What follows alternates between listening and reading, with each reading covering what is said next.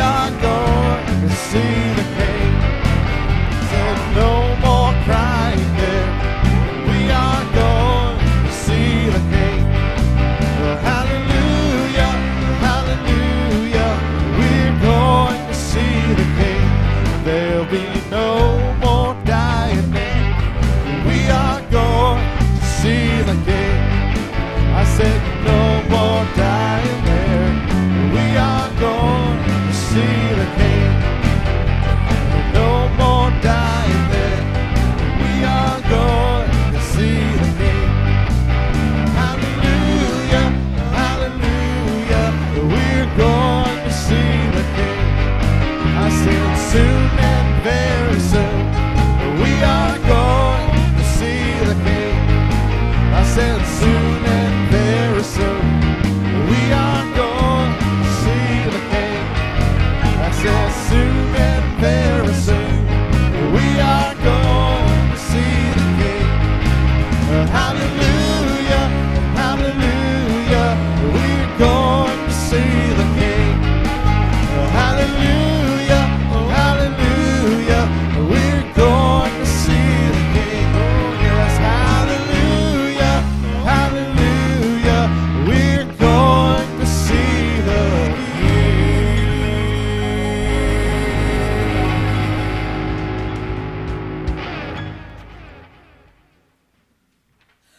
Good morning. Welcome to Zion Chapel this morning. Great day to be in the house of the Lord. Amen. Let's go to the Lord in prayer. Dear Heavenly Father, we so graciously thank you for allowing us to gather here today in your presence, Lord. And we just want to do special thanks to all the blessings that you rain down upon us, Lord, and your unconditional love.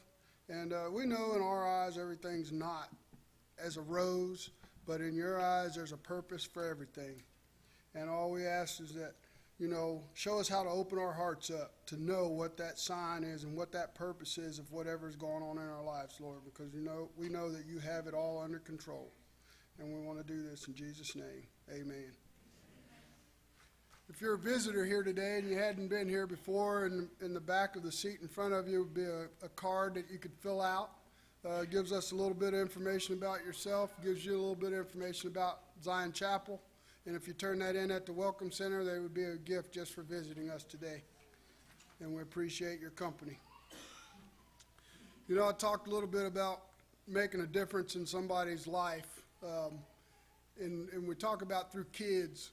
But, if you really want to make a difference in someone's life and you want to help, we have the VBS coming up. And, that is the outreach where kids that may not normally go to this church will go back home to their families and talk about what happened here at Zion Chapel. And whether they come to Zion Chapel or they go to another church, or if they don't already, you've impacted an entire family just by volunteering to help, educate these kids and also have fun at the same time in God's eyes through VBS. So VBS is going to be June 25th through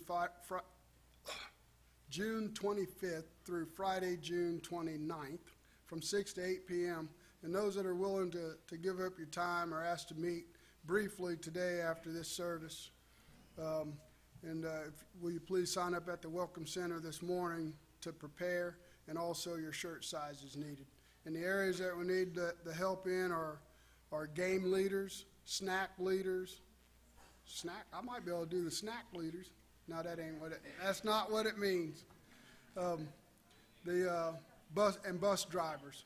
So just any little time that you could spare during that week, during those hours, go back to the Welcome Center and just let them know. Maybe even if you can't do every day, whatever you can do. Graduating seniors, there's a form to fill out at the Welcome Center for you. If you could please complete that and return it to the Welcome Center today. Joy Group is Tuesday at noon, the 8th. Sloppy Joe is the menu, and you can sign up for that at the Welcome Center. We have a barbecue pulled pork Alzheimer's awareness fundraiser coming up this Thursday, May the 10th at Hickory Creek, 10:30 a.m. to 1:30 p.m., $6 for a sandwich, chocolate chip cookie, and chips. takeout available for you to pick up. We deliver to businesses. Tickets are at the Welcome Center, and you can call the church by Wednesday also. Also still collecting, I hadn't announced it in a couple of weeks, the number 2 pencils. If you want to sign up or bring the number 2 pencils in, we're still taking those at the Welcome Center. And also anybody that has signed up for the grief classes, the books are in. You can either come up to the church or get them at the Welcome Center. I think they're at the Welcome Center today if you want to get them today, or you can pick them up at the class also. And you know, the cell group has an announcement, but I have to say, you know, there's food back there, right? Everybody, well, there was. I don't know if there still is.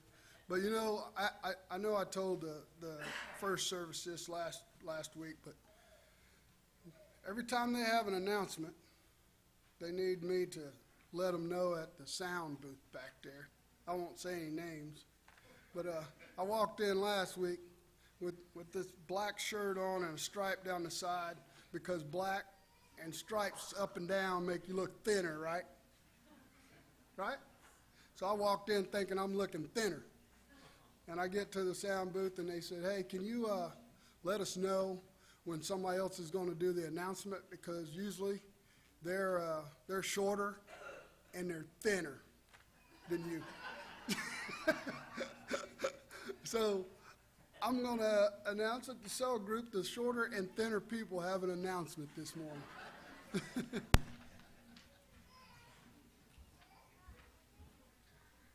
As you saw, our bake sale is all set up by the Welcome Center. We are wanting to raise $75 so we can buy group t-shirts. Please take one item. We are asking for donations, but if you cannot help, that's okay. We have a variety of cookies, brownies, bread, and we cannot wait to talk with everyone. We would really like to thank all of you again for all of the support you've shown over the past year and for the donations that we've gotten. We really, really appreciate it, so thank you. Did you notice that little generation gap there? I have paper, they have electronics, right? That's my age. But really, I've thoroughly inspected that table back there. And it all looks really good, so, you know, go back, you can have some good treats, I'll call them, and we can also help out a great cause with these young ladies trying to build their cell group up. With that said, Rick, will you come for offertory?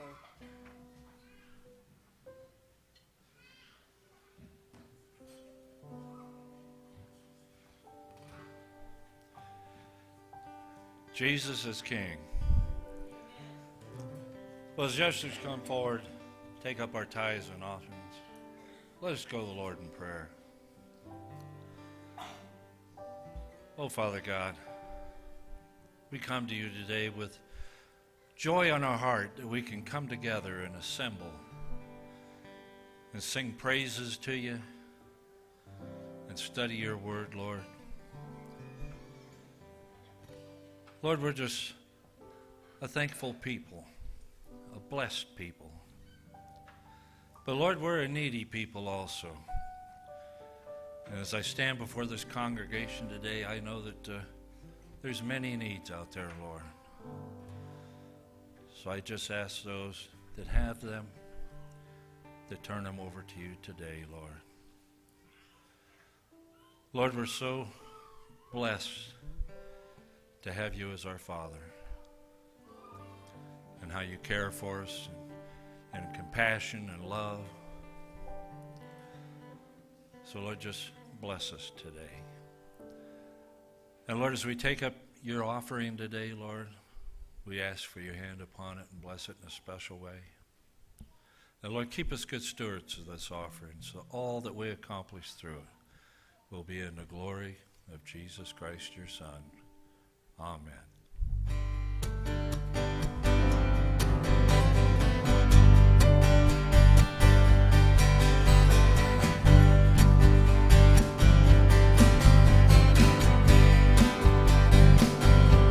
We're gonna see Jesus. We're gonna see his face. We're gonna see Jesus on that glorious day. We're gonna see heaven. We're gonna see his place.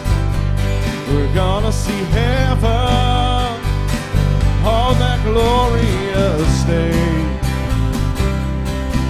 When the clouds roll back in the eastern sky, we'll all be changed in the blinking of an eye. On that glorious day, when all will see his face, we will be changed. We will be changed. And I will see you in the sky when heaven's open wide. Oh, we will be changed.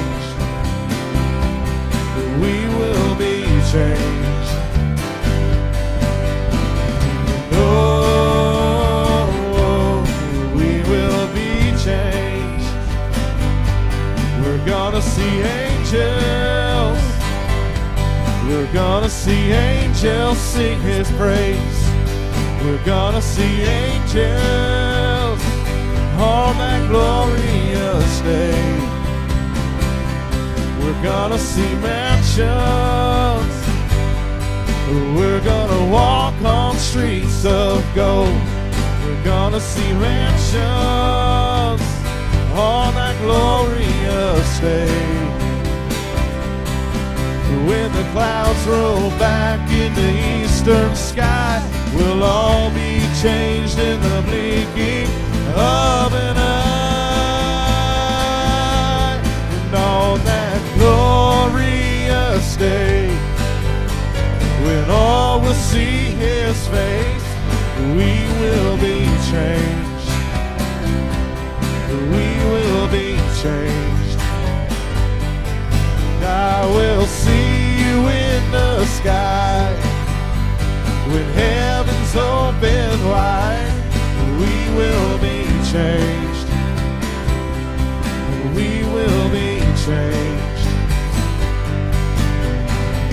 Oh, we will be changed. Oh, we will be changed.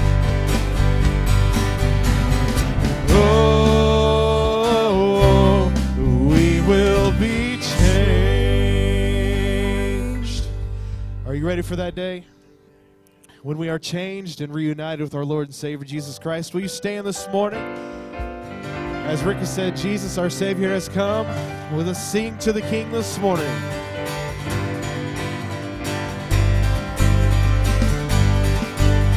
Sing to the King who is coming to reign. Glory to Jesus, the Lamb that was slain. Life and salvation his empire shall bring.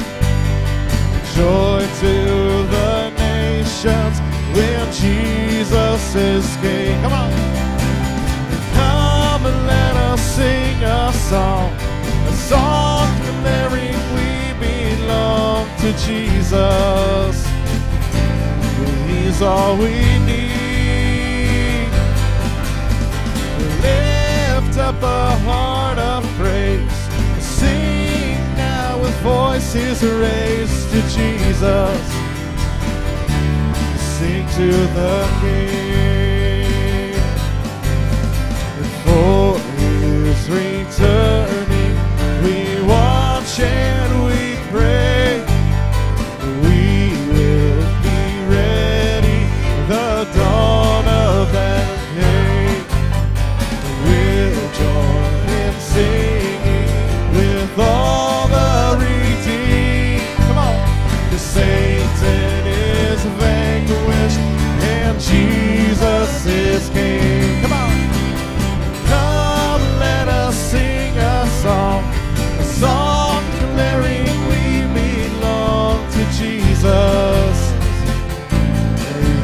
all we need. Lift up a heart of praise. Sing now with voices raised to Jesus. Sing to the King. Sing to the King.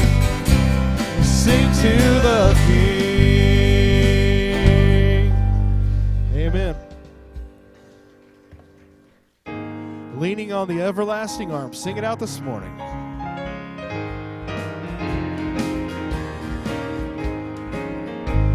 And what a fellowship, what a joy divine, leaning on the everlasting arms. What a blessedness, what a peace is mine, leaning on the everlasting arms. Leaning, leaning, safe and secure from all alarms. Leaning, leaning, leaning on the everlasting arms. Oh, how sweet to walk in this pilgrim way, leaning on the everlasting arms. Oh, how bright the path grows from day to day, leaning on the everlasting arms. And leaning, leaning, safe and secure from all alarms. Leaning, leaning, leaning on the everlasting arms. And what have I to dread? What have I to fear? Leaning on the everlasting arms. I have blessed peace with my Lord so near. Leaning on the everlasting arms. I'm leaning, leaning, safe and secure from all alarms. Leaning, leaning, leaning on the everlasting arms. Would you pray with me? God, we praise you and we thank you.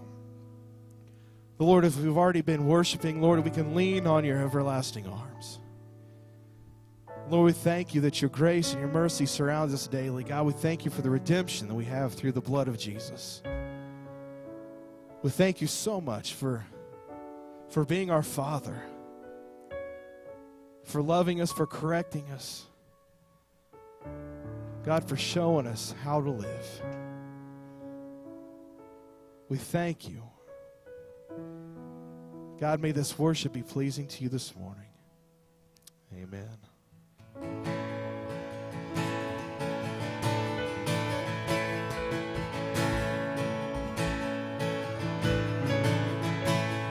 Well, I've heard 1,000 stories of what they think you're like, but I've heard the tender whisper of love in the dead of night, and you tell me that you're pleased and that I'm never alone. Come on. You're a good, good Father. It's who you are. It's who you are. It's who you are. And I'm loved by you. It's who I am. It's who I am. It's who I am. And I've seen many searching for answers far and wide, but I know we're all searching for answers. Only you provide, 'cause you know just what we need before we say a word. You're a good, good Father. It's who you are. It's who you are. It's who you are. You. It's who I am. It's who I am. It's who I am. of your ways. You are perfect in all of your ways. You are perfect in all of your ways to us. Love so undeniable, I can hardly speak. He's so unexplainable, I can hardly think as you call. Deeper still as you call. Deeper still as you call. Deeper still into love, love, love. You're a good, good Father. It's who you are. It's who you are. It's who you are. And I'm loved by you. It's who I am. It's who I am. It's who I am. You're a good, good Father. Sing it out. It's who you are. It's who you are. It's who you are. And I'm loved by you. It's who I am. It's who I am. It's who I am. You may be seated. As we prepare for prayer this morning, aren't you glad that we are loved by the Father? You know, there's a lot of times that we have a very, very active son. And those of you with sons know what that means. He gets into trouble quite often. And I just had to even get on to him this morning. It's like, hey, son, you know better than that. Quit doing that. We don't do that. And I find myself going through my week, and I find God going, hey, you know better than that. But I'm glad we have a good Father who watches over us, who disciplines us. So my prayer and my cry this morning in my life is, God, give me clean hands, give me a clean heart and a clean mind so I can worship you wholeheartedly with nothing in between us. So if that's you this morning and you're in the same spot or say, God, this stuff is getting in the way. I've let things come before you. I've put other things before you, and they've become idols. God, forgive us for that this morning. Make this song your cry this morning.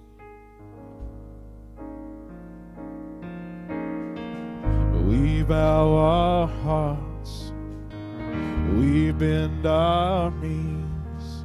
Oh, Spirit, come make us humble. We turn our eyes from evil things. Oh Lord, we cast down our idols. So give us clean hands, and give us pure hearts. Let us not lift our souls to another. And give us clean hands, and give us pure hearts. Let us not lift our souls to another.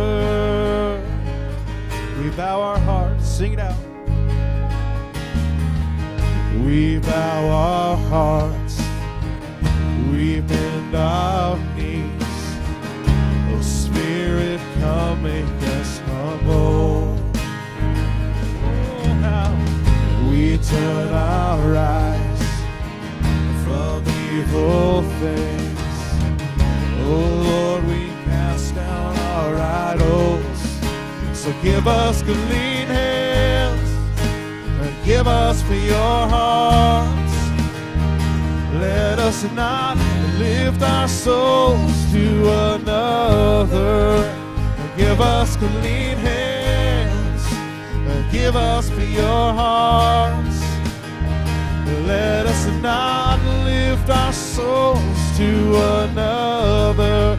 Oh God, let us be a generation that seeks your face. Oh God of Jacob, oh God, let us be a generation that seeks your face. Oh God of Jacob, so give us clean hands and give us pure hearts. Let us not lift our souls to another. Give us clean hands and give us pure hearts. Let us not lift our souls to another. Lord, through all of this, may you be glorified. May you be lifted up. God, we thank you for this time, that we can pour out our hearts to you, that we can worship you freely. Lord, help us to love you today, and from this day forward like we never have before. Lord, strengthen us, strengthen our desire to worship you, to follow your word. We'll be sure at the end of our days to give you all the glory and the praise that is due to your name.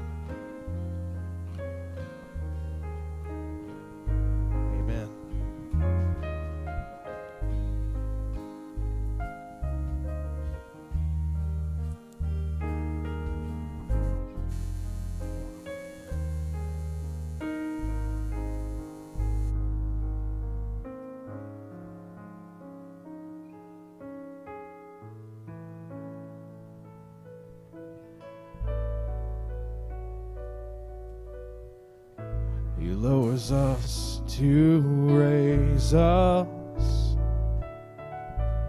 so we can sing his praises. Whatever is his way, all is well. Do you believe that this morning? He makes us rich and poor. He makes us rich and poor, that we might trust him more. Oh yes, whatever is his way, and all is well. All my changes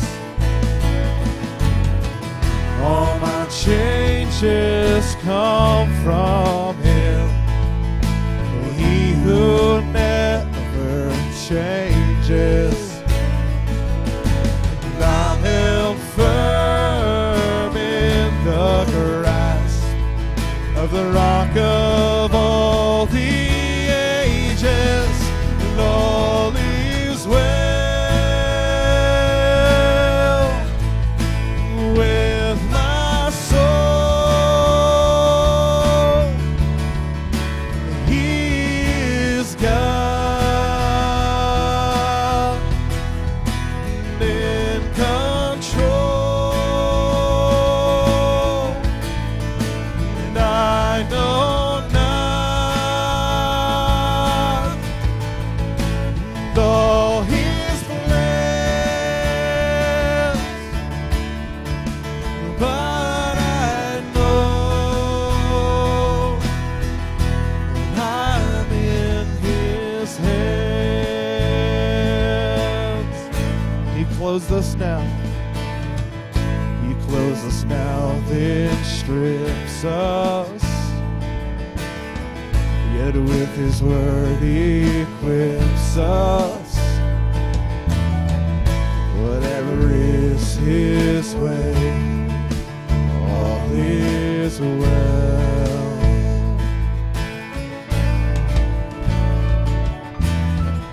And though our seasons change, we still exalt his name. Whatever is his way, all is well.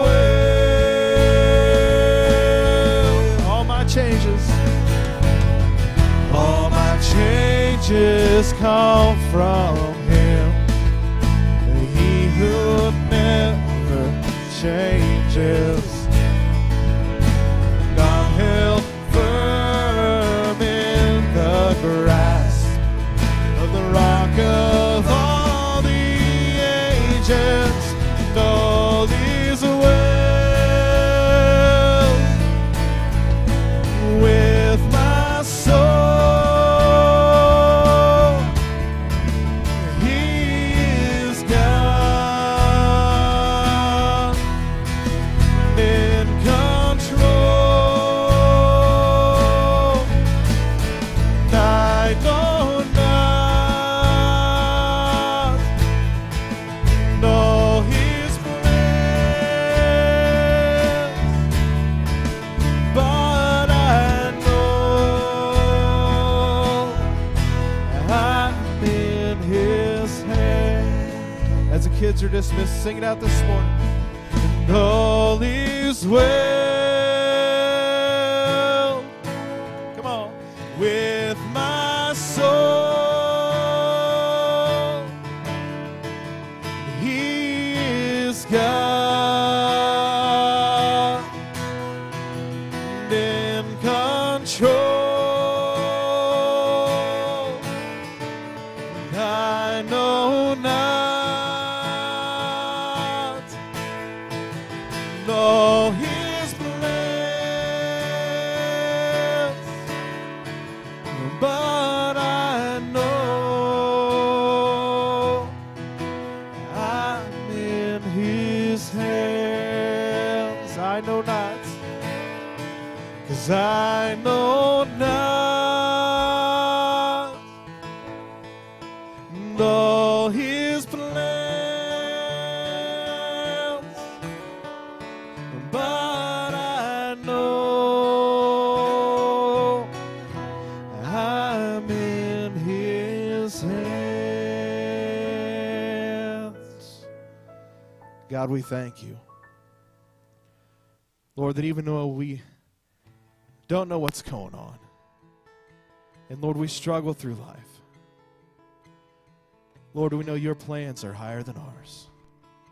Your love is greater. So, Lord, would you just open our hearts, strengthen the pastor as he brings your word to us. May he be glorified on this day. In him we pray. Amen. Amen. Amen. Thank you for those who come to worship the Lord today. That's our purpose for coming, isn't it? To worship him. Thank you, band and singers, for leading us in worship today, and for those who have part in every area of ministry here at Zion Chapel Church. I'll tell you, I just was watching before the service, and there's so many areas that people are just serving in. They're quietly going about their jobs, their business, their ministry, not looking for any credit, not seeking for anything. But I'm telling you what, it takes a lot of faithful people to work in the kingdom of God. Today I want to begin a series of moving toward Pentecost. Jesus was resurrected on Easter Sunday. We celebrate that and we call it the Lord's Day or Resurrection Day. Many call it Easter. But there was a special event. Something happened very powerful on that day, and it was Jesus who had gone to the cross and died, was buried in a tomb. And on the third day, just as he said, I would raise it up again, and he was raised from the dead. Jesus Christ is alive today. I want to begin this series because we're going to be moving from the point where Jesus ascends to heaven. In the next couple of Sundays, we're looking at Pentecost, how the Holy Spirit came and the church was started, and how vital and how valuable the church is. You realize today that we are living in the church age. The church age was started when Jesus told his disciples to go and wait in Jerusalem. And when the Holy Spirit would come, the church was started. And I'm going to tell you what, the world was turned upside down when the Holy Spirit came. When God came in the form of a spirit and settled on the believers, I'm going to tell you what, Christ promised that it would happen, and it happened. Many today have the idea, or they've bought into the idea, that the church is quite irrelevant. It's really not necessary. The church, in fact, some would say, I don't even need to go to church to love God, to serve God. And you know what? That is actually true, but yet there's something in that statement that is absolutely false. Because God, through Jesus, when He gave instructions to His disciples to go and to wait for Pentecost, to wait for the Holy Spirit to come, He knew that there was something vital going to happen. There was going to be a relationship that started with God through people. And that not only you could have a relationship with God, but relationship with one another, and how important that is. How we need one another. As we come together, we need encouragement. And we know that the church is the place where we can come and be united. And still we can do this in America without fear of reprisal. But those things are quickly closing down. I shared this earlier in the first service this morning, and I shared it later in my sermon, but I want to share with you this morning that in California, some of you probably have already heard this, but in California, 3 bills have gone before the House out there, and if they're passed, they would make the sale of Christian literature absolutely illegal in the state of California, including the Bible. You think darkness isn't on the horizon in America? That's already passed, and it's gone in now for a reading. That should have gotten thrown out the door before it even got off the ground. But we're in the last days. We're in those times when people are turning against the church. Turning against Christ is what they're doing. In fact, John wrote in the New Testament, he said the spirit of Antichrist at the time he wrote was already in the world. Today there's a spirit of Antichrist, and if you are a Christian, you are not on the good side of a lot of folk. Because they're trying to squash, they're trying to do away with Christ, doing away with anything Christian. I want to let you know this morning that the church is the most important body in the world today. It is. We need to look at it that way, because I'm telling you, whatever happens in the world happens as a result of something that is or is not happening in the church. Do you know how evil has tramped and gone ahead in this world today? It's because the church has backed off. The church has not been what it should be. The church has not maintained a steady testimony. The church has not maintained its passion to go out and to share the gospel, the good news with folk. And I know that there are some that are doing that, some that are trying to be faithful to that, but I'm going to tell you what, overall the church has lost, it's back down. It's back down.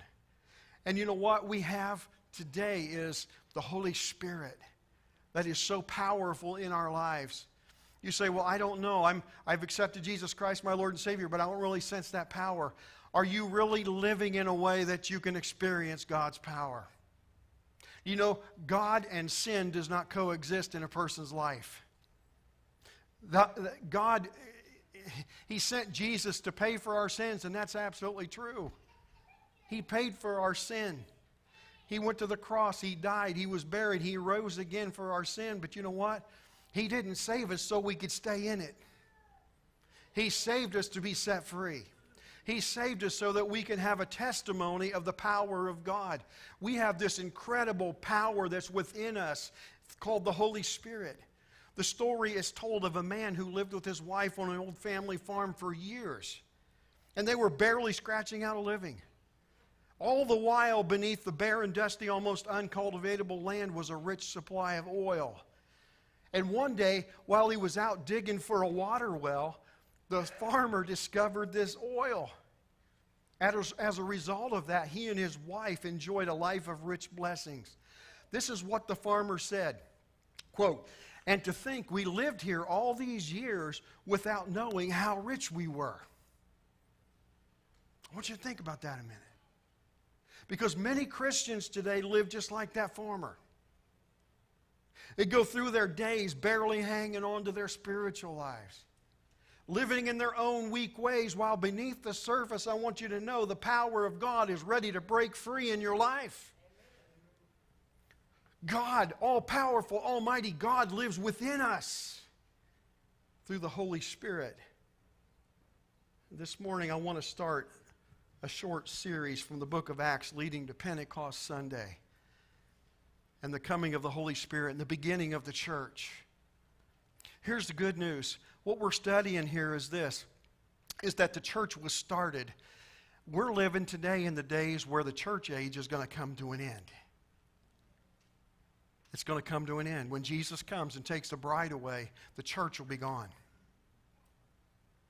We're living on it. Isn't that exciting? I think it's exciting. We serve such a powerful, powerful God. As I shared in the first service, I was looking at the beginning screen of the PowerPoint this morning, and as I looked up at it, I thought something about that looks very familiar, but then I just passed it off because I know there's millions of things out on the internet and the templates, and they all have to use for putting together PowerPoint.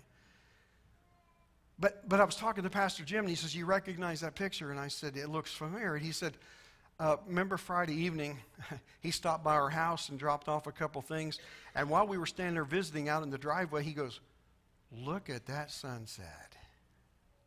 And so he took out his phone and he captured this image out back of our property, out towards the west. I said to myself, that's a sign of an awesome God. We're standing here in awe of this beautiful picture, but there's a God behind, there's a creator God behind this. And that same God, that same power that created everything has placed that same power within us to be able to live the Christian life, to live a powerful, victorious life, and show others the way to freedom. So as I start this short series this morning, we want to look at who wrote it very, very briefly. The author of Acts was Luke, who was Jesus' disciple. He was a physician. He was a doctor. And he begins the passage of Scripture we're going to read in just a couple of seconds with a reference to his already completed work on the life of Christ, and that was the Gospel of Luke. He wrote the Gospel of Luke, and then he wrote the book of Acts. So obviously then, the Gospel of Luke was, if you're thinking about it this way, volume 1, and Acts was volume 2. So if you want to read both volumes of his writing, go to the book of Matthew, read that, and then read the story of what Jesus began to both do and teach. That's what Luke said. So Luke picks up this account in Jerusalem with the closing hours of Jesus' earthly ministry. Starting with verse 1 of Acts 1, reading through verse 11. Reading from the NIV, it says, "In my former book, Theophilus, I wrote about all that Jesus began to do and to teach until the day he was taken up to heaven, after giving instructions through the Holy Spirit to the apostles he had chosen. After his suffering, he presented himself to them and gave them many convincing proofs that he was alive. He appeared to them over a period of 40 days and spoke about the kingdom of God. On one occasion, while he was eating with them, he gave them this command: 'Do not leave Jerusalem, but wait for the gift my Father promised, which you have heard me speak about. For John the Baptist, baptized with water, but in a few days you will be baptized with the Holy Spirit.' Then they gathered around him and asked him, 'Lord, are you at this time going to restore the kingdom to Israel?' He said to them, 'It is not for you to know the times or dates the Father has already set by his own authority. But you will receive power when the Holy Spirit comes on you, and you will be my witnesses in Jerusalem and in all Judea and Samaria and to the ends of the earth.' And after he said this, he was taken up before their very eyes, and a cloud hid him from their sight. They were looking intently up into the sky as he was going, when suddenly 2 men dressed in white stood beside them. 'Men of Galilee,' they said, 'why do you stand here looking into the sky? This same Jesus who has been taken from you into heaven will come back in the same way you've seen him go into heaven.'" Wow. This passage tells us a lot of things. We're going to pull a lot of things out of this today and look at 5 foundational principles around which the church was built, and how we should still be putting them into practice today. 5 things that are foundational to the church today. Number one was this: the believers, after Jesus spoke to them, had a message. You know what the message is? Christ is risen. That's the message. Christ is risen. Look in verse 3. It says, after his suffering, he presented himself to them and gave many convincing proofs that he was alive. He appeared to them over a period of 40 days, and he spoke about the kingdom of God. You see, Luke, from the very beginning, established that Christianity is a religion based on historical facts. First and foremost is the fact that the miraculous resurrection of Jesus from the dead is a fact. The resurrection will be demonstrated by many convincing proofs, and once proven, it is proof of everything else that matters. There are 4 categories of proof this morning, and I'll briefly share those with you. The first thing we see in verse 3 is the disciples saw him. He was alive, and they saw him. Verse 3, the first part of that says, after his suffering, he presented himself to them and gave many convincing proofs that he was alive. Luke is the only one of the gospel writers that says that Jesus appeared to them for 40 days. He's the only writer of Scripture that tells us that Christ's post-resurrection ministry covered 40 days. In fact, he says that they saw him again and again, not merely once, but many times during this period. And guess what? Each time he looked exactly the same. They recognized him. They knew he was alive. In fact, on 10 different occasions, Jesus appeared to his disciples. So history leaves no doubt about his resurrection. I'm going to share this with you this morning, and you could make note of it and study it out for yourself. But on the day of resurrection, there were 5 sightings of Jesus that took place on that first day when he rose again. The other 5 took place from time to time during the 40 days that followed. So we have in Scripture 10 times where Jesus appeared to folk, to either Mary or the disciples or to others. So I want to look at those real briefly. He appeared, number 1, we just studied this a couple of weeks ago, in the garden to Mary by the empty tomb. You find that in John chapter 20. And then in Matthew chapter 28, Matthew records that when the women were on their way to tell the disciples that Jesus was gone, Jesus appeared to them. And then on that same day, the disciples that were walking to Emmaus from Jerusalem, they were leaving and they were going home. And it was 17 miles from Jerusalem to Emmaus. And remember when Jesus showed up on the scene and he walked along beside him and began talking to him? And they didn't see him. They didn't recognize him until he came to the place where he got to the home. And he broke the bread, and as he broke the bread, their eyes were open, the Scripture says, and they recognized it was Jesus. And then it says that he disappeared from their midst. And you know what? Clopas, one of those disciples that was walking there, said this. He said to the other one, and we'd probably be the same way, man, didn't you see that? I mean, didn't you just know your heart was burning within you? Something was different. But it was Jesus, and he appeared to them. And then it says in Luke 24 that Jesus appeared to Simon Peter in the late afternoon of Resurrection Day. And then he went to the upper room in the evening of Resurrection Day, and he showed himself to his disciples, but there was one disciple that wasn't there. Remember who that was? That was Thomas. Thomas wasn't there because he was out on his doubter's trip. He was out there saying, you know what, I've heard this, and these guys are saying this, but I don't believe it. I'm out of here. In fact, I won't even believe it unless I can see it. So 5 times on Resurrection Day, Jesus appears to folk, and it's recorded in the Scripture. And then from 8 days later, after he appears to these disciples in the upper room, he goes back to that same room where these guys are still locked up. But Thomas was there that time. So Jesus appeared so that Thomas might see and he might believe. And then in John chapter 21, we find out that he appeared to 7 of his disciples that were on the shores of Galilee. And then in 1 Corinthians chapter 15, verse 7, there's a reference there that says that Jesus appeared to 500 people at one time on a hillside. And then we see that in 1 Corinthians 15:7, it says he appeared to James. And then we find out in Acts chapter 1, this passage we're studying today, that Jesus was there with the disciples before he ascended back to heaven. 10 appearances that are recorded in Scripture. What was he doing between that time? He was going back to his Father. You know what that's a picture of? That's a picture of the resurrected bodies that we're going to have in the New Jerusalem. We're going to be able to go back and forth here and there. Why? It's going to be a glorified body, a spiritual body. Flesh and blood won't be inheriting heaven. It'll be a glorified body. Jesus went back and forth between the Father and us. So he appeared 10 times. So the disciples saw him. Secondly, the disciples heard him. It tells us in the last part of verse 3, he appeared to them over a period of 40 days, and he spoke about the kingdom of God. He talked to them. So they heard him. So apparently, Jesus just appears at intervals, coming and going from heaven at will.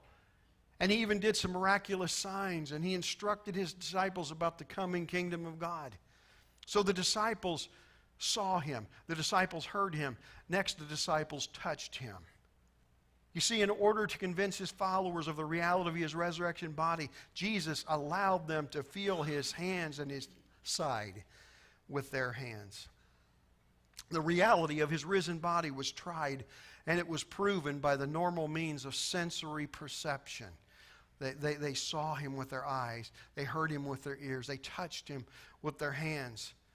Jesus appeared to the disciples with the express purpose. Remember when Thomas was in that room, Jesus walked in and he walked right to Thomas. He said, "Here, put your hands in my hand, in the wounds, the nail prints, and then put your hand in my side." He went and the disciples touched him. Lastly, we know that the disciples ate with him. This is the ultimate proof, isn't it? He ate with them. Luke says, this is the proof. He ate with us, so we know he is alive. You know, someone else already talked about this too. In fact, if you go further into Acts chapter 10, you're going to find out that Peter was going over to the home of Cornelius, and he begins to testify about this risen Savior. And he says this, starting with verse 40. "But God raised him from the dead on the third day and caused him to be seen. He was not seen by all the people," listen, "but by witnesses whom God had already chosen, by us who ate and drank with him after he rose from the dead." Excuse me. So the end result of all these appearances where they saw him, they heard him, they ate with him, they touched him. All of those things helped the disciples to fully believe in the absolute reality of the resurrection of Jesus Christ. And that assurance gave them the boldness to preach Christ to the very people who had crucified him. Listen, this resurrection, it's a belief in the reality of the resurrection that turned the apostles from being fearful skeptics to bold, powerful witnesses. That's what they were. John the apostle even goes further beyond this and declares that the ground of faith and the life in Jesus Christ is the historical evidence that Jesus was seen, that Jesus was heard, Jesus was handled during those post-resurrection appearances. In fact, in 1 John chapter 1, verses 1 and 2, he says, "That which was from the beginning, which we have heard, which we have seen with our eyes, which we have looked at, and our hands have touched." He nailed it all. "This we proclaim concerning the word of life." Here's the bottom line. The life appeared. Whose life? Jesus appeared.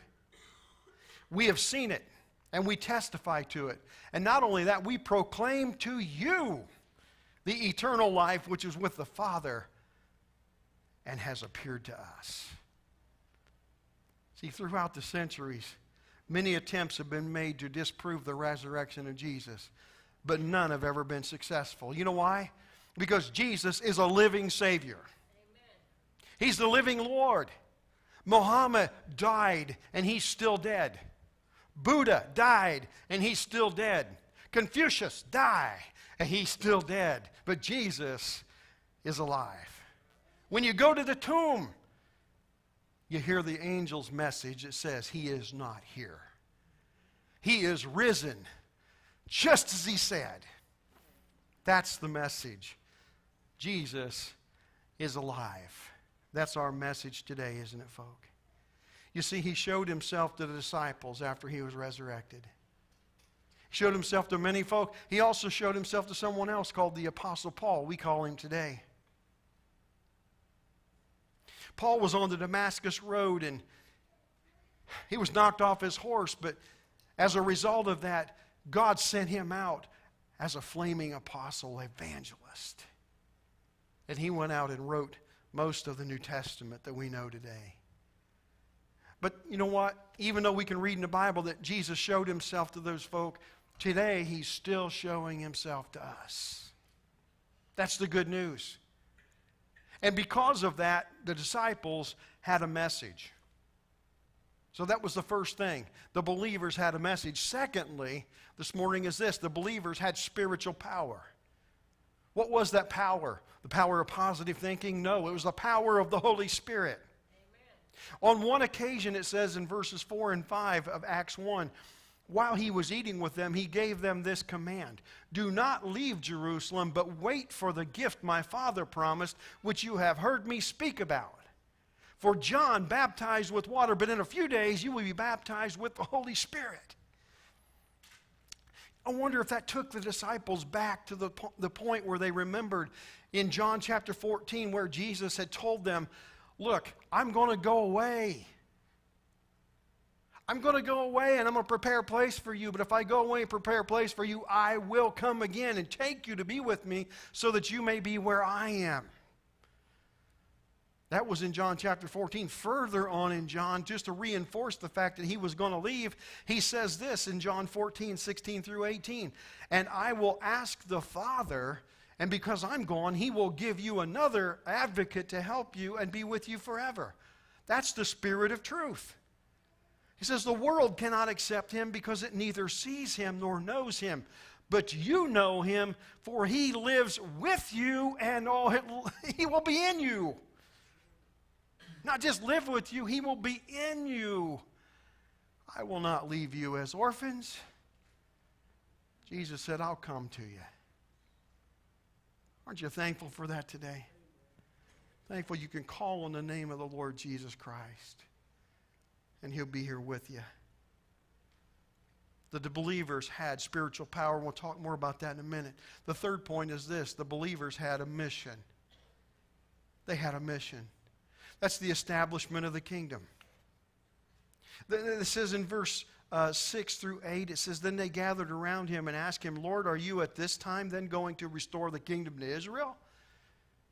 Because he spoke about the kingdom of God, but now they're taking it and saying, okay, the kingdom of God is going to come right now, right here. And he goes on to say to them, it's not for you to know the times or dates the Father has set by his own authority, but you will receive power. Can you imagine him saying this? It's not for you to know the times or the dates, but you will receive power when the Holy Spirit comes on you, and you will be my witnesses. You know what? The world needs witnesses today. Amen. Need witnesses. You see, the disciples weren't all clear about the nature of the kingdom that Jesus came to establish. In fact, I think they were thinking in this vein. Their idea was this, that they were looking for this Messiah who was like a soldier. Maybe one who would come in and take over like Judas Maccabeus, who was going to be strong. He was going to drive out any occupying military forces. It tells me in history that in those days the land was occupied by the Romans. So the Jews were looking for a Messiah who would expel the Romans and set up the earthly kingdom of David. The disciples expected to reign with Jesus in that kingdom. But Jesus wasn't talking about that kingdom. He was talking about the kingdom to come. So what we find in this passage of Scripture, the disciples were asking in effect, are you at this time, at last, after all this time that we've been waiting, going to restore the kingdom? Jesus said, you know what?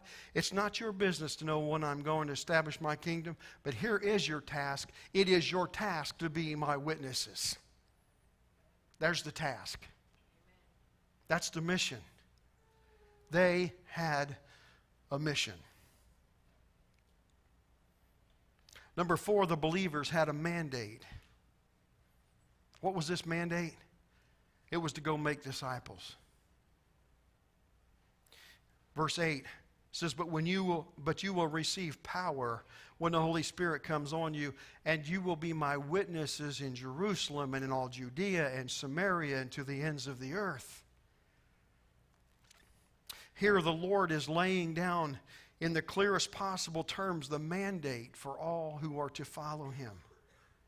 You see, the mandate of the church must of necessity be a missionary church. When you pull into this church, you look at the church sign, and if you've ever looked at it, and if you've looked for a sermon title, they're on there sometimes. And sometimes they left on there for a while to see if anybody notices.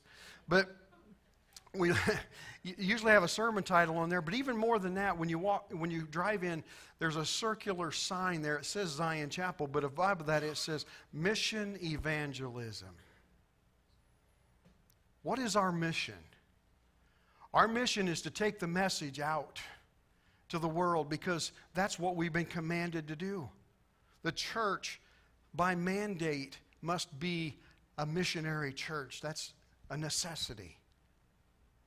Any church that's not missions-minded, I mean talking about taking the mission, taking the gospel outside its church, any church that's not serious about that will die.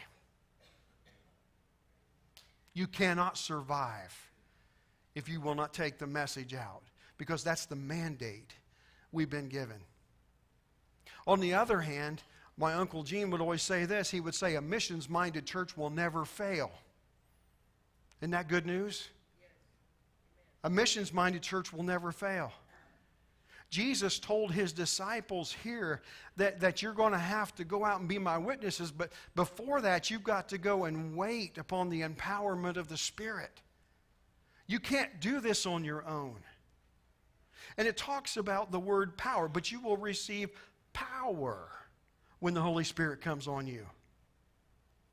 You see, the word translated power here in the Greek is the word dunamis. The Greek word dunamis entered the English language when the Swedish chemist and engineer Alfred Bernhard Nobel made the discovery that became his fortune. He discovered a power stronger than anything the world had known up to that time. And so he asked a friend of his who was a Greek scholar, what is the Greek word for explosive power? And his friend answered, dunamis. So Nobel said, well, I'm going to call my discovery by that name. So he called his explosive power dynamite. That's where we get our word dynamite from, dunamis in the Greek. I always think about the old TV show where JJ was on there. And he had a way of saying dunamis. It was dynamite. That's what he'd do. It means explosive power. You see, the disciples didn't have that yet. Jesus told them, you're going to be my witnesses, and I wonder how overwhelming they must have felt. But this is a transitional point. You see, this has been 40 days now when Jesus is telling them since his resurrection, but it's going to be 10 more days before Holy Spirit comes. And Jesus is going back in the clouds. So 10 more days, and he says, I want you to go and wait. So there's this transitional period in the birth of the church. The early disciples had to wait for the empowerment of the Holy Spirit to come. Here's the good news. They had to wait. We don't today, because Holy Spirit's already here and available for anyone who places their trust and their faith in Jesus Christ. And he not only will be with you, the scripture says, I will be in you. Jesus said. You see, the Holy Spirit is available now. Available for all believers. Yet the Holy Spirit and His power must be sought. In that, I want to explain myself. It requires consecration. It requires a commitment to God. Today, why the church is not experiencing the Holy Spirit power of God is because we've not made it a priority. God's not a priority. The church isn't a priority. People say, I don't need church. I don't need that stuff. Yes, you do. And I'm not saying that just from a pastoral perspective. The Scripture tells us in Hebrews chapter 10, verse 25, that we shouldn't neglect our assembling together. We shouldn't forsake that. We shouldn't neglect it. And it says, as some are in the habit of doing. But that we should come together as we see the day approaching. What day is that? Don't you believe Jesus is coming? If you believe He's coming, then we should gather together all the more, it says, and we should encourage one another. Encourage. Who here needs encouragement today? Every hand ought to go up. Really.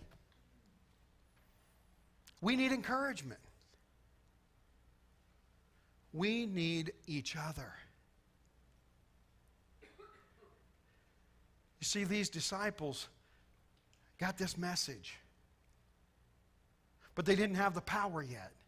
The Holy Spirit hadn't yet come. If you desire the Holy Spirit, in this sense, salvation is free, but I'm going to tell you what we need to do. We need to keep our lives free from obligations so that we can make Him first. Today, our world has, because the church has backed off, I don't want to say this in love, but because the church has backed off, the world has stepped in and took over. I was asked the question this morning, are you going to continue doing the 2 services on Sunday morning? I think, yeah, we have to. Because at least some people will come to the early service before they get going with the day. Now, this is a whole lot different than what it was when I was growing up. And even when our kids were younger. I remember down here at the ballpark, and I believed the stuff that I'm preaching today. We've tried to make that a pattern of our life. I can remember at the ballpark when our boys were playing junior farm league. On their ways to making millions of dollars, you know. No, we knew better right then. But anyway, we were confronted by the coach who came over to all the parents and said, you know, we've had to miss a couple games, so we're just going to make them up on Sunday. And so I didn't say anything. I just waited till the coach dismissed everybody, and I walked over to him and I said, Coach, I said, I love what you do with the kids. You have a great attitude. You do good at teaching kids. Some of you may even know Rick Stagg, back in the years, was a good baseball coach. He loved kids, and he treated them well. I said, Coach, you do a great job, and I appreciate you volunteering your time, but I'm going to tell you what, on Sunday, that's the Lord's Day. And our boys won't be here. I didn't say you can't play the game. I said our boys just won't be here. And I'm going to tell you something. I'm the only parent that stood up, but they never played a Sunday game. He canceled it. You say, well, that's just becoming pretty legalistic. No, I think it is not. I think it's a point of we've got to say, folks, we've got to have some parameters. We've got to have some borders. If Jesus Christ is important to us, if the Lord is important to us, if serving God is important to us, then we need time to come together. And we got to make that time. We have to make that time. Let me say it again, one more time. You have to make that time. Because the world is shooting at us from all these directions to take us away from it. You know what's underneath it? Bottom line, a spirit of Antichrist. You can go out and say, well, I just wouldn't want to be his kid. Well, my kids have grown up to be okay. You know what? They weren't hurt at all. Neither one of them went on to do anything in baseball.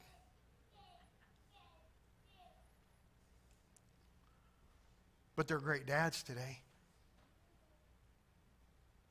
Are there things that they do different than I do? Yeah. But until the Holy Spirit deals with them, because see, what I was trying to be obedient to was the Holy Spirit in my life. That said, you know what? You've got to stand for your family. You've got to protect the time you have for the Lord. You got to protect it. I don't know how families do it today. I don't know how, but that's the whole long story to say that's why we're still doing 2 services. Because at least people might come. And so, as we move on, we have to realize that to seek the Holy Spirit, to put Him first in our life, requires a commitment. Requires a consecration. I want to ask you this morning to think about this. How many of you are really seeking to be empowered by the Holy Spirit? And the other question is this: why do we need the Holy Spirit? Oh, you can't do it without Him. You can't make it without Him. And the other part of that is this: Jesus didn't say just go wait there to get this power. He says you need this power because you are to be my witnesses. You are to be my witnesses. If you ever try to witness in your own strength and power, you know you fell on your face. But as you go in the power of the Holy Spirit, God comes and does something. Talking to Mike Clark a while back, and he was talking about getting switched in jobs. God had a job switch for him, which he didn't really appreciate at the time. But God had a job switch for him, and he was like, I don't know why this has happened. I don't know why I'm where I'm at, until things began happening, and the Holy Spirit began moving, and there are people that are looking to Him now for some spiritual guidance there in the workplace. You see, God knows where to put you. He knows what He's doing. He got a plan. He's got a purpose for your life. You know what the plan and your purpose of your life is today? Jesus still says you are to be my witness. You're to be my witness. Our English word witness comes from an old English word we don't use much anymore. It's the word wit, W-I-T. Now maybe you've been called this before, dimwit.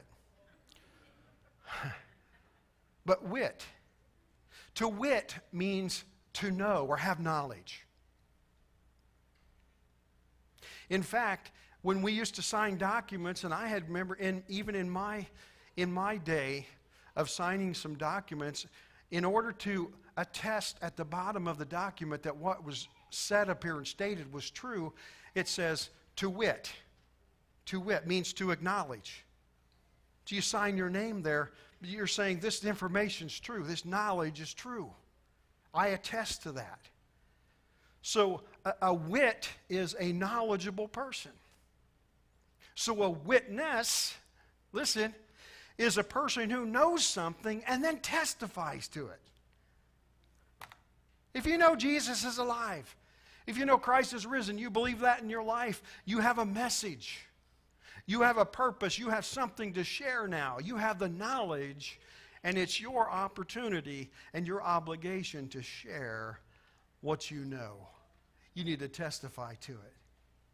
Now, in the church, we've heard these words that we've shared this morning where Jesus said, you shall be my witnesses in Jerusalem and Judea and Samaria and to the uttermost ends of the earth. But sometimes we've heard that so much that we really don't feel its impact. And this week, while I was looking over that passage of Scripture, it hit me that maybe we look at this different than what the disciples did. Go with me just a minute. Maybe it was a shock to them because these geographical destinations may have meant something different to the disciples. You see, when Jesus said to go to Jerusalem, you know what that means to them? That's where He was crucified. When He says to go to Judea, you know what that meant to them? That's where Jesus was rejected. When He says to go to Samaria, their thought is, to those half-breeds? And then when Jesus said, and to the ends of the earth, Their thought was, and to the Gentiles too? How are we going to do that? What a call. What a call it is to be His personal witness to the world. That's what these guys received. A calling. A commission to go into the world all over and preach the gospel. But for them and their thinking, they may have been thinking, this is too much. This is too hard. The demands to go to the ends of the earth? Well, that's impossible. And they're absolutely right. That's impossible to do on your own. That is why Jesus first told them that they must have the empowerment of the Holy Spirit. You can't do it on your own. So the believers had this mission. Lastly, this morning, the believers had a motivation. They were motivated. What motivated them? It was the last statement that those angels made to them. This same Jesus that you've seen going away is coming again. He's coming back again. Jesus is coming again. Verses 9 through 11, we see this.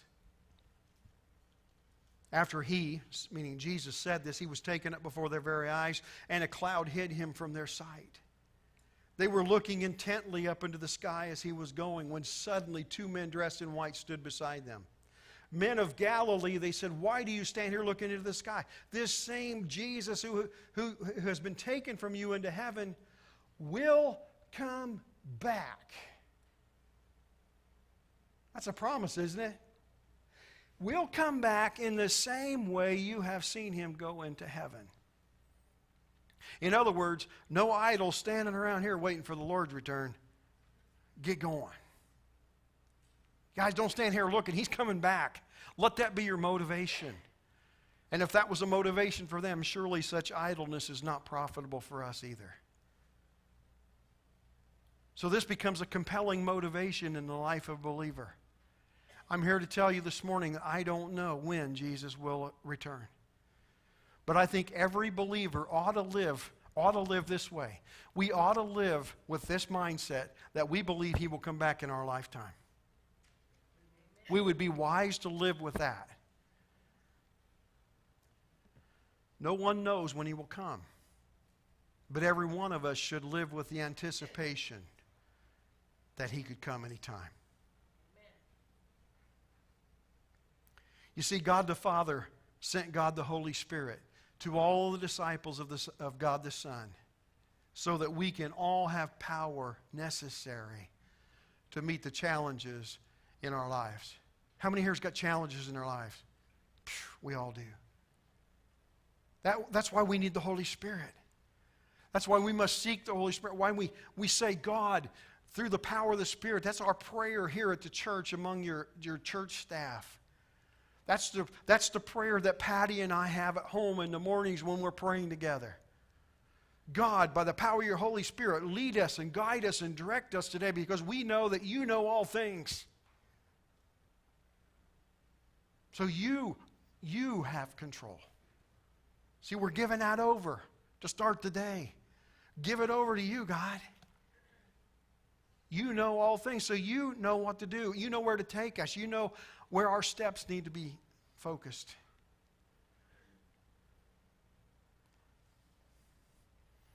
Isn't it time to give the Holy Spirit control? Isn't it time? And if you acknowledge that it's time, I'm going to tell you what.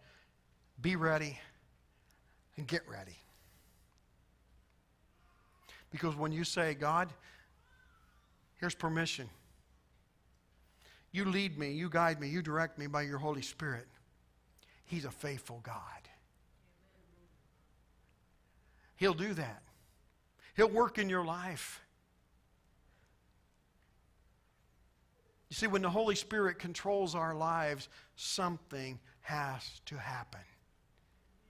When you light the fuse on the dynamite, and it burns up to it and it goes off, things are never the same. Are you ready to let God, the Holy Spirit, have control? Because that's what Jesus was teaching these guys. Guys, you're going to go wait 10 more days yet. And I wonder even if maybe on day 6 and 7 and 8 and 9, maybe some of them were going, man, ain't nothing happening. He told us to wait. Jesus didn't say, I want you to wait 10 more days. He just said, I want you to go wait. So maybe on about day 8 or 9, maybe some of them's going, you know what, I think I go back to fishing. Because there's nothing happening here. There's nothing going on.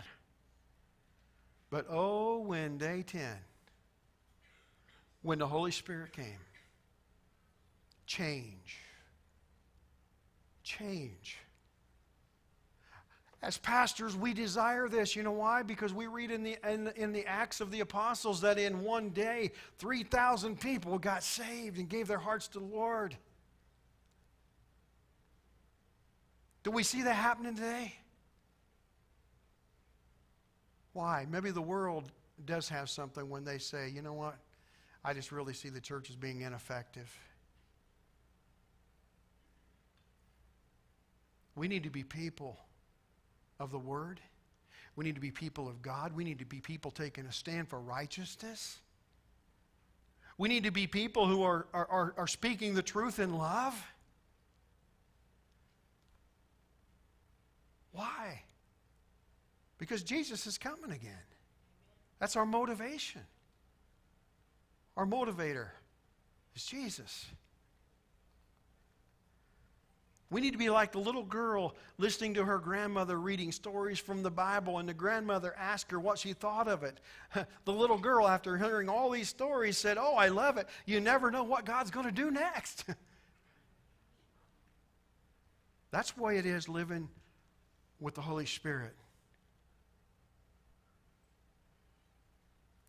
I got home from the church on Thursday, and you know, that's our last day. Friday's off for the church here. So Thursday's kind of I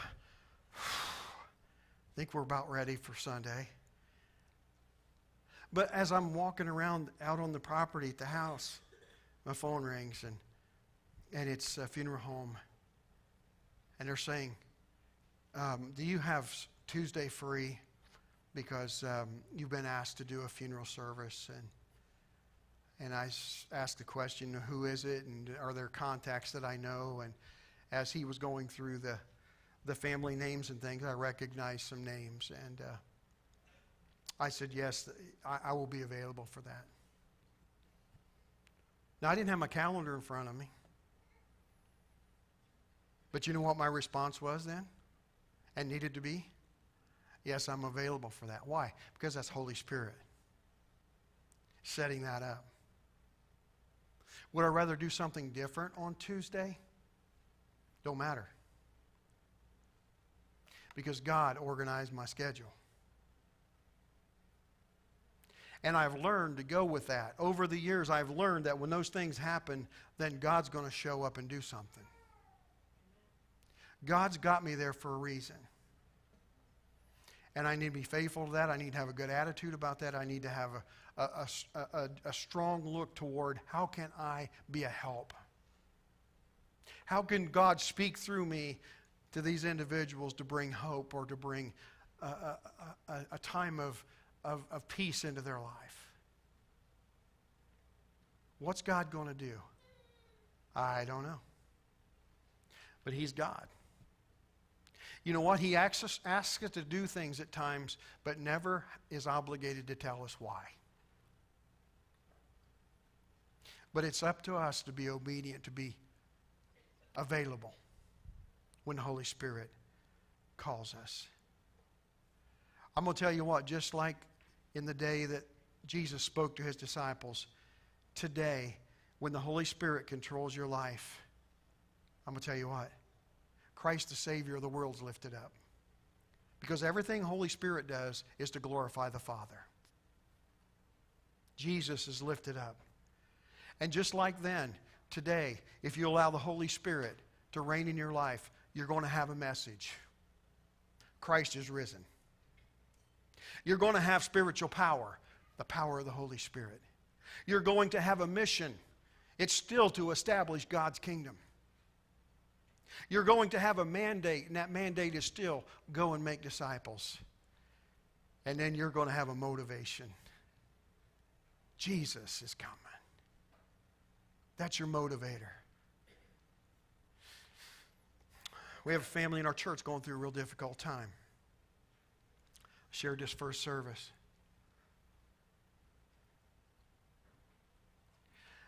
Life can be going good and all of a sudden change.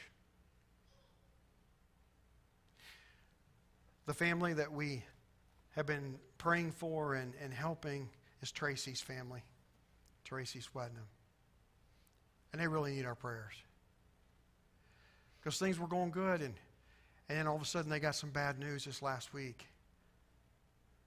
But I loved what my wife sat down on the hospital bed there beside Tracy's mom. And the doctor's report was 3 months to live. But Patty sat there beside Juanita and hugged her, and they cried together. And then Patty said, well, those are the doctor's words. Those are the doctor's words. You see, the thing that got me was Ed, her husband, said, on Monday, everything was okay. But today things changed. I want to put it in perspective and look at what if you go to the doctor tomorrow and the doctor say, you know what you got is terminal. And all of a sudden life changes and you got 3 months. How different will your life be then from now?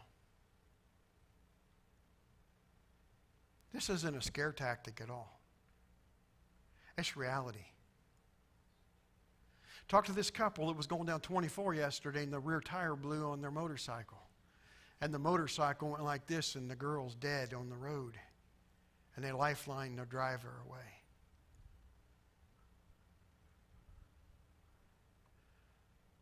Last Sunday when I was gone on vacation, there was a wreck right out here at the entrance to Parkview Heights. One of our church members here this morning, thank God, pulled out and all of a sudden T-bone. Talking to Rodney in the afternoon, he says, Dad, did you hear? I go, no. Why? Oh, there was a wreck. I said, oh, really? Oh, yes, yeah, up at church. And he told me the specifics of it. Then he said, Dad, you know what? That just really made me think about all the times you've preached. And you've tried to tell people you need to be prepared because life can change quickly. My cousin here this morning, Greg, heart attack. Seen the other side. Was really angry when the doctors brought him back. Has a testimony to share. He does. You know what he tells you? If you talk to him, you'll find out in just a quick time talking to him that Jesus is alive. And that God's the reason he's here. And that God has a purpose for him being here.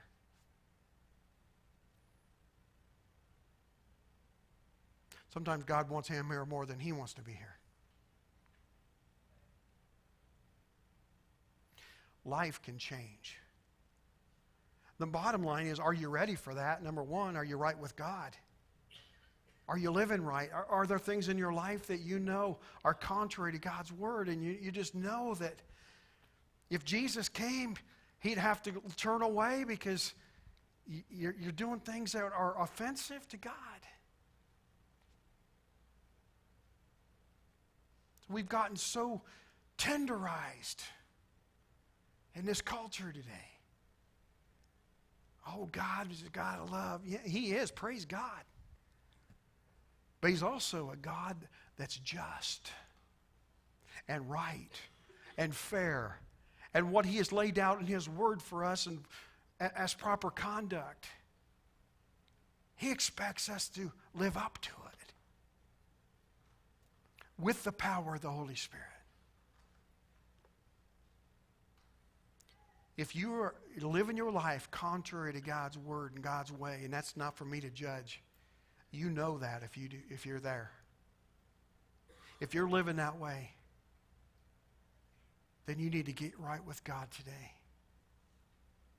You need to come to Him and say, God, I acknowledge the way I'm living is wrong.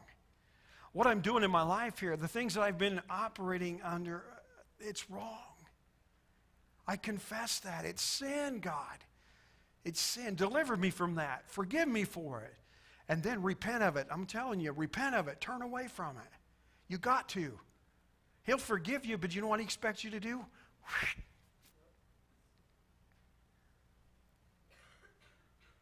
Turn away from it.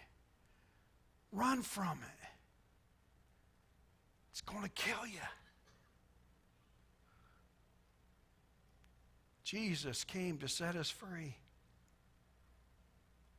He went to the cross. He died.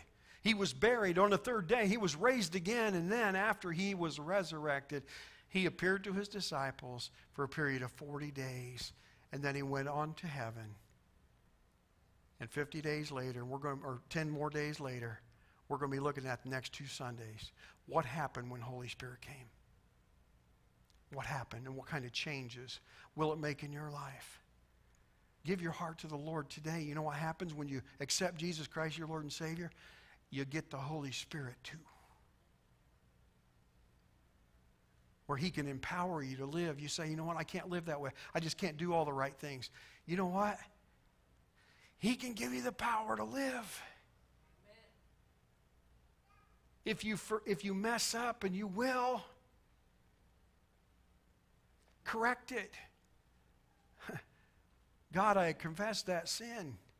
That's sin in my life. I confess it. And You said You would forgive me. You would cleanse me. And He does those things because He is a faithful God.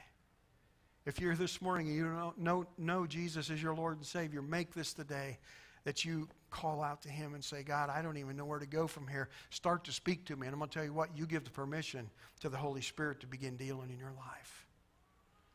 And He will, because you come to the Lord through the drawing of the Holy Spirit. When He convicts you of your sin and you find out that the way you're living is wrong, contrary to God, and then you begin to make corrections. Allow Him to come into your life and change you. Father, You've heard these words this morning, and You know the hearts of everyone here. As our servers come and we're going to be taking communion, we're going to be honoring and remembering Jesus. Lord, I just ask that You'll deal with our hearts right now. Father, maybe there are some that are here that have even gone through the motions of taking communion before, and their heart's not even been right with You. God, may we realize the seriousness of recognizing You as Lord and Savior. Not to take it lightly, but to realize what You did for us and how we are to honor You, not only with communion and the Lord's Supper, but, Father, through living in our lives daily in remembrance of what You've done for us. Father, thank You for Your word. I just pray that You'll deal with our hearts now and guide the remainder of our time here in Jesus' name.